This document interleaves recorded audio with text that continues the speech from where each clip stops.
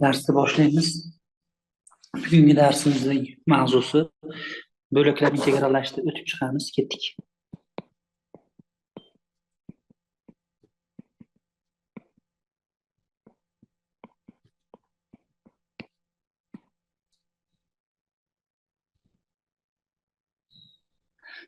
Demak, bo'laklar integrallash haqida gaplashamiz. Bo'laklar integrallash formulasi quyidagicha.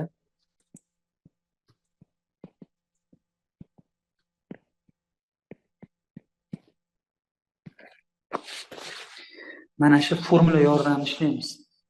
Bu formulada men oddiy formulani oddiy tushunishga harakat qilamiz. O'rtadagi d differensialni chap tomonida funksiya bo'ladi. U o'ng tomonda funksiya bo'ladi va bizda formula qanaqa? Ikkalasini ko'paytiramiz. U bilan keyin o'ng tomonda v yozamiz, keyin uni o'rnini almashtiramiz. Mana shunaqa qilib tushunsak bo'ladi. Endi bu yerda hozir bitta misolni o'zi zo'r tushunib bo'lmaydi. Boshida tushunmadim, bir boshqacha ekan deb yozishni tavsiya qilmayman. 5 ta misol ishlayman hozir. 5-chisidan keyin menimcha zo'r tushunib olasizlar. Ketdi.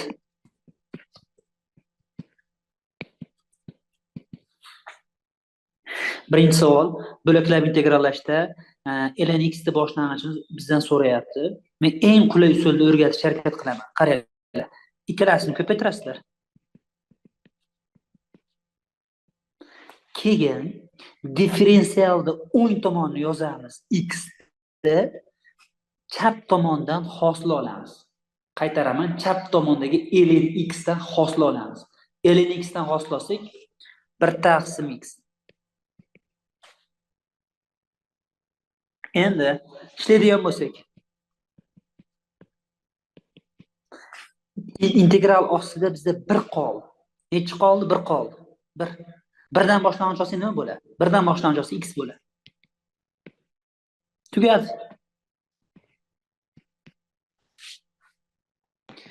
Yana bir bor qaytaraman. Bu tipdagi savollarda 5 taga yaqin savol ko'rganimizdan keyin oddiy hol bo'lib qoladi, oson bo'lib qoladi. Keyingi savol ketdi. Masalan, x kvadrat ko'paytiruv ln x. Bu savolda chap tomonda ikkita funksiya turibdi. Bittasi x kvadrat, bittasi ln x. Mana x kvadratni differensial ostiga kirgizamiz. U bizda boshlang'ichi bo'ladi. Boshlang'ich kirib ketadi.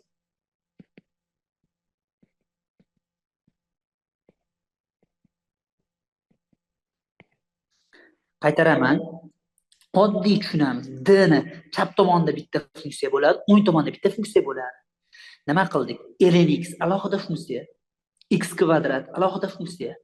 X kvadratni differensial ostiga kirgizdik. Qanaqa qilib kirgizdik? Boshlang'ichini kirgizamiz. Ana endi ustozlar formula bor. Ikkalasi ko'paytiriladi. D ni olib tashlab shuni ko'paytirasizlar. Qaytaraman. D ni olib tashlab ko'paytirasizlar. Keyin o'ng tomonni yozamiz. Chap tomondan hosila olamiz. Hosila. ln x dan hosila nima bo'ladi? 1 taqsim x.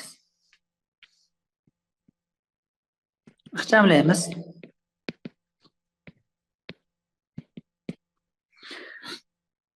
Differensial ostini ixchamlaydigan bo'lsak, bu bilan bu qisqarsa x kvadrat qoladi. X kvadrat taqsim 3. X kvadrat taqsim 3 dan boshlang'ich olsak nima bo'ladi?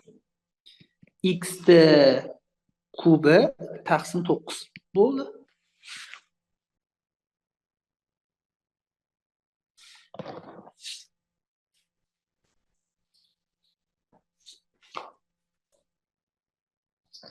Yana bitta ko'raveramiz savol. Shashilmaymiz. 3-savol.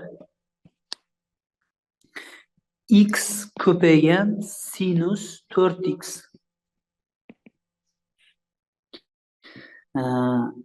Ko'paytma ko'rinishli savollarda sinus yoki y darajasi x qatnashsa, ularni differensial ostiga kirgizgan ma'qul. Mana bu sinus x ni differensial ostiga kirgizamiz. Differensial ostiga boshlang'ich kiradi. Boshlang'ich. X turibdi. D boshlang'ichini kirgizsak. 1/4 kosinus 4x minusdan. Sinus 4x ning boshlang'ichi bilamiz, minus 1/4 kosinus 4x bo'ladi. Endi bu mavzuni tushunish uchun integralni ikkita dars o'tdik. Bu 3-darsimiz. Agar kimdir birinchi, ikkinchi darsni qilgan bo'lish kerak. Formulaga qo'yamiz, ketdik. Ikkalasini ko'paytiramiz.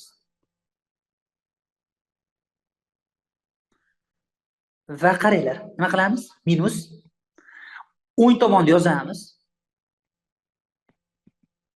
D mana bundan hosil olamiz. Endi x dan hosil olsak 1ku. 1 ga ko'paytirsak hech narsa o'zgarmaydi.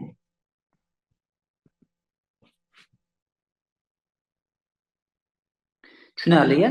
Nima qilamiz? Qaytadan ikkalasini ko'paytiramiz. Keyin ikkalasini o'rnini almashtiramiz. Hisoblasak, misol tugadi hozir.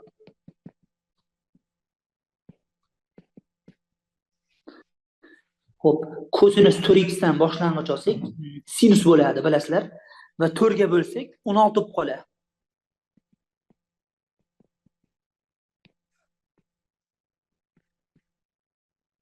Mana bu yerda oddiygina boshlang'ich olib qo'ydik.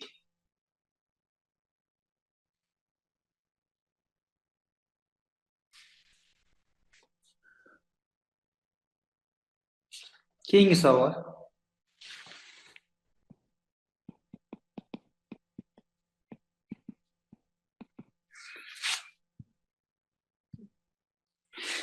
Bizda ko'paytmani integrallash kerak, yana bo'laklashdan foydalanamiz.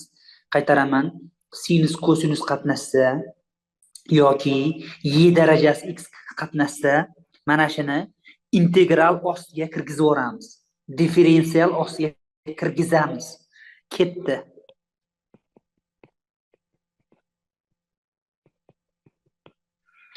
Y darajasi x ning boshlang'ichi o'ziga teng bo'ladi. Y darajasi x ning boshlang'ichi o'ziga teng. Endi qaranglar, formula ikkalasi ko'paytiriladi. Minus y darajasi x yozamiz.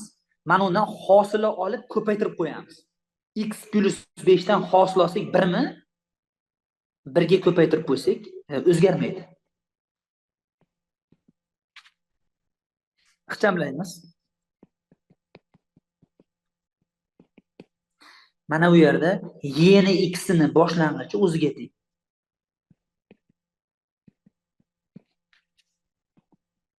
Xo'p, ixchamlaydigan bo'lsak, x qo'shuv 4 bo'lib qoladi.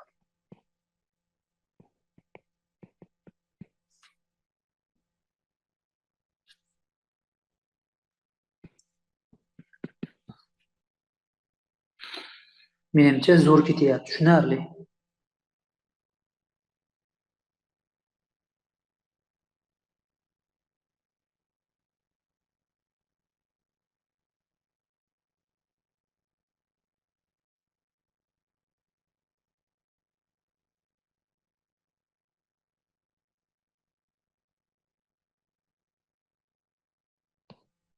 Davom etamiz. Xo'p, yana bitta trigonometriydan ko'raylik, bo'ldi, qaranglar. X ko'paygan kosinus x ishlaymiz, qarang. 3-savolga o'xshash, qaranglar. Mana uni differensial ostiga kirgizamiz. Buni bizda boshlang'ichi kiradi, boshlang'ichi. Kosinusning boshlang'ichi nimaga teng? Sinusga teng. Qaytaraman, kosinusning boshlang'ichi sinusga teng. Nima qilamiz? Ikkalasini ko'paytiramiz. Minus o'ng tomonni yozamiz. Chap tomondan hosila olib ko'paytirib qo'yamiz. Chap tomondan hosila olib ko'paytirib qo'yamiz. X dan hosil olsak 1 mi? 1 ga ko'paytirsak sinus x o'zgarmaydi.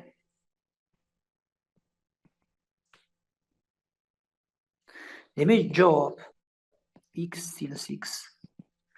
Xo'p, sinusdan boshlang'ich olamiz mana. Sinusdan boshlang'ich olsak, minus kosinus. Plyus bo'lib ketadi.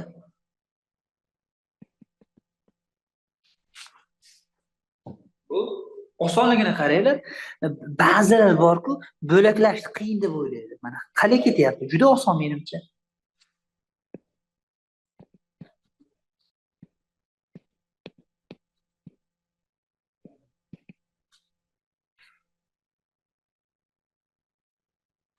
Qaranglar, yozyapmiz.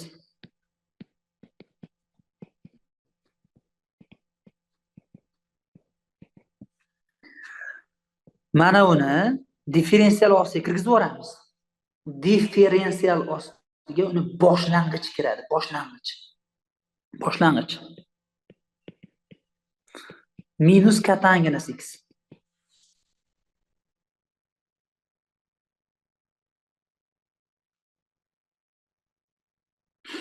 Minus kotanginus x. Endi nima qilamiz? Ikkalasini ko'paytiramiz.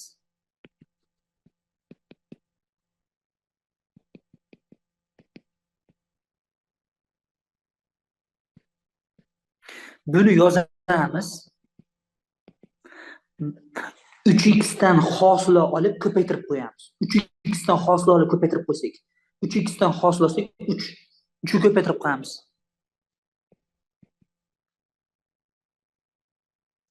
Ustozlar, endi mana bu integral kerak bo'lib qoldi. Bu kotanginusdan integrallash kerak. Buni bunaqa qilib yozib olamiz, qaranglar.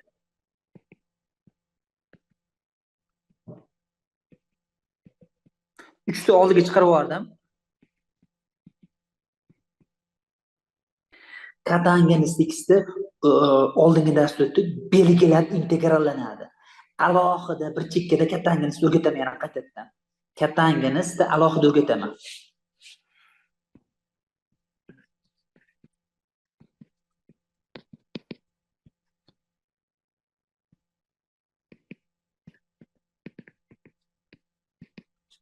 Kosinus kirgizib yuboramiz. Kosinusda boshlang'ich kirib ketadi, boshlang'ich. Nima bo'ladi kosinus boshlang'ichi? Sinus. T deb belgilaymiz.